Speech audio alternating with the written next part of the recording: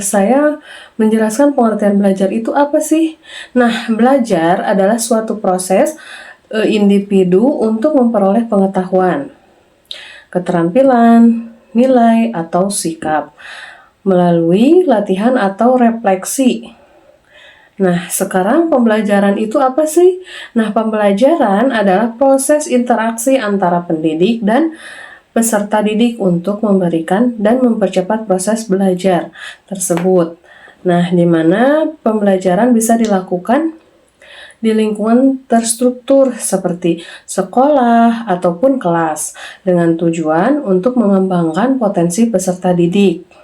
Nah, kalau belajar sendiri, menurut Crow itu tahun 1958 mengungkapkan bahwa belajar adalah suatu hal yang diperoleh baik dari kebiasaan, sikap, maupun pengetahuan.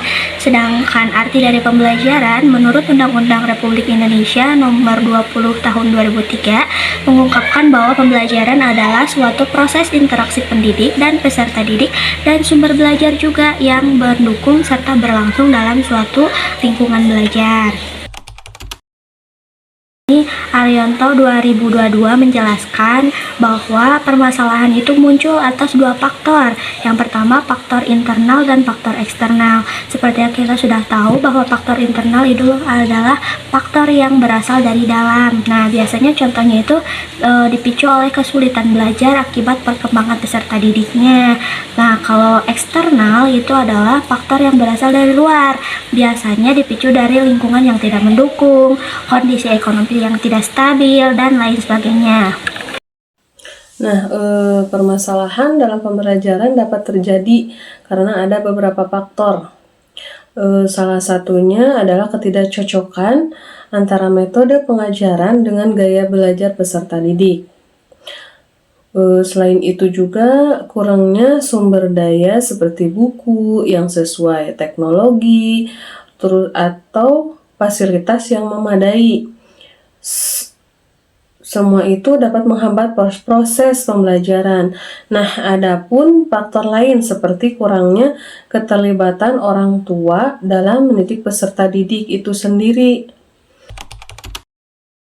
Nah, adapun masalah yang menunjukkan permasalahan dalam pembelajaran, misalnya adanya kesenjangan dalam kualitas pendidikan antara daerah perkotaan dan daerah pedesaan. Lalu perbedaan kualitas pengajaran antara sekolah,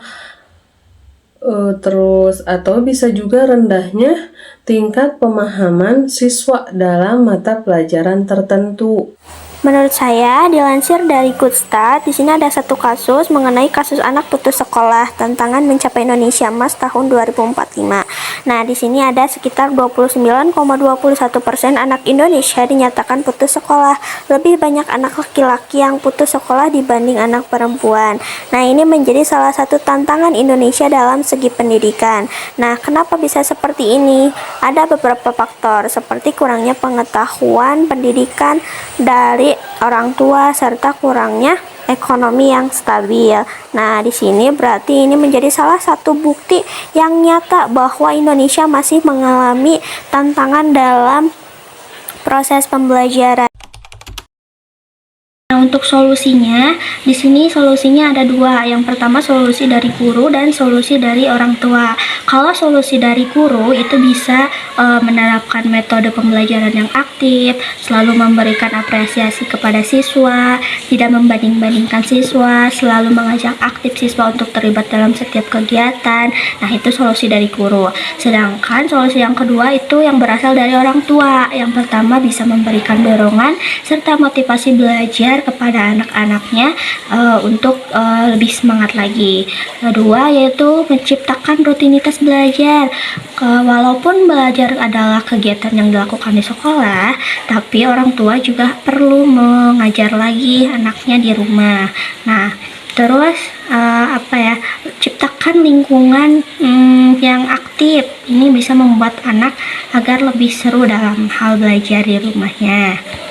Kemudian menurut saya, solusi dalam mengatasi permasalahan tersebut seperti yang pertama, peningkatan kualitas guru. Nah, Melalui pelatihan dan pengembangan profesional guru, guru dapat mengadaptasi metode pengajaran yang lebih relevan dengan kebutuhan peserta didik.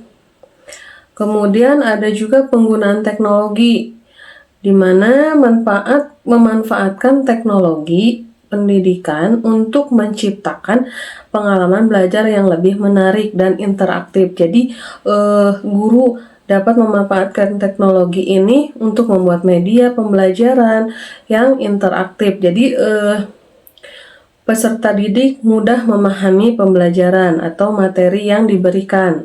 Kemudian ada juga keterlibatan orang tua. Nah, keterlibatan orang tua ini meningkatkan peran orang tua dalam mendukung proses belajar melalui dukungan emosional, sumber daya, atau kegiatan ekstrakurikuler. Nah, semua ini membutuhkan kolaborasi antara pemerintah, sekolah, guru, siswa, dan juga orang tua untuk menciptakan lingkungan belajar yang lebih efektif.